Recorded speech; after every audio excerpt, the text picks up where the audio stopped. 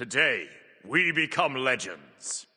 So when I started making these videos on gods like Yamoja and Freya, I didn't really think Vamana would warrant one. But honestly, after what we've seen from him lately, I truly think he does fall into this camp of completely unbalanceable gods. This is most evident in the last year or so of Smite, but honestly, he's been the same for his entire lifespan. At the start of year 10, Vamana received some buffs in the form of his heal over time becoming lifesteal so as to not trigger Curse Tank, which just completely deleted him at the time, as well as gaining double the amount of shield on his ult in 10.1. In 10.3, his lifesteal was slightly nerfed in line with the wider healing nerfs in this patch, though it was a smaller nerf than many other heals got because Vamana was pretty bad at the time. But what did he get in compensation for this 5% lifesteal nerf? Oh, nothing much, just more protections on his ult, more power on his ult, more protection conversion on his passive, more attack speed conversion on his passive, and more base attack speed. These were pretty substantial buffs as Vamana was pretty terrible at the time. But as we all know, if you were playing in mid-year 10, this catapulted Vamana into literally the best god in the game for several patches, especially in non-high level play where it's much harder to coordinate and focus him down during his ult. It's hard to overstate how completely and utterly dominant Vamana was at this time during year 10. People even found success building full damage crit Vamana out of jungle, which somehow worked because of his 10% max HP per second shields, free protections, and massive lifesteal while critting in the ult that kept him alive, even without building tank. This led to perhaps one of the heaviest nerfing cycles we've ever seen in Smite in the following patches, where his ult shield got cut from 2% per 0.2 seconds to 0.75%. A shield cap was introduced of 1000 health, the free power was nerfed enormously, his passive power and attack speed conversions were nerfed back down to where they were before his buffs at the start of the year. His ult's base duration was reduced to 4 seconds and max 8 seconds. Hell, they even nerfed his base kit just to try and yeet this guy out of the meta as fast as humanly possible, given how frustrated the player base was with him at the time. Eventually, all these nerfs stacked up and probably combined with the players just generally getting bored and frustrated with him to the point where his play rate and win rate dropped off dramatically and he basically disappeared from the game for several consecutive patches. However, in late year 10 and early year 11, Vamana received a small handful of buffs to his base kit and ultimate, and guess what? He's back. Perhaps not quite as ridiculous as he was back in his heyday during early to mid-year 10, but he is now the highest win rate warrior in the entire game and the second highest win rate god overall, just behind Charon. He's also starting to take a lot of bans in ranked with the 8th highest ban rate in the game. Keep in mind, he received some very minor buffs after everyone assumed he was dead and unusable for several patches in late year 10.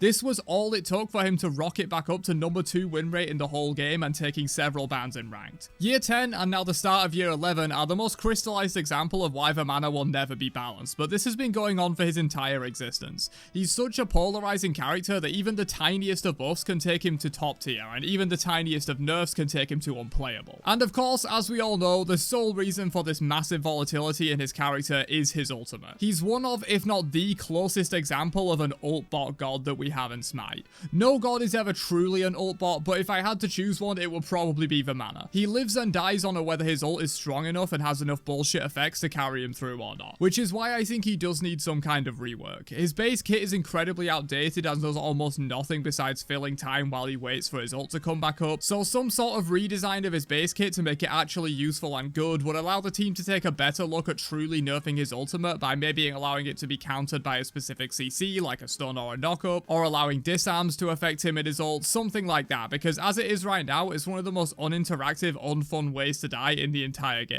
You can't do anything about him just walking into your backline aside from coordinating with your team to shred him down, which is very hard to do in random ranked and casual matches. But as he is right now, you can't really nerf the ultimate into a balanced state because then he will be completely unusable, but you also can't let the ult be broken because no one wants Vamana meta to come back because of how unfun and frustrating he is to play against. But yeah, that's why I think Vamana will never be balanced and why he almost certainly needs some kind of rework. Maybe in Smite 2, fellas, we can dream. Catch you guys in another one later on. Have a great day, and peace out, you nerds.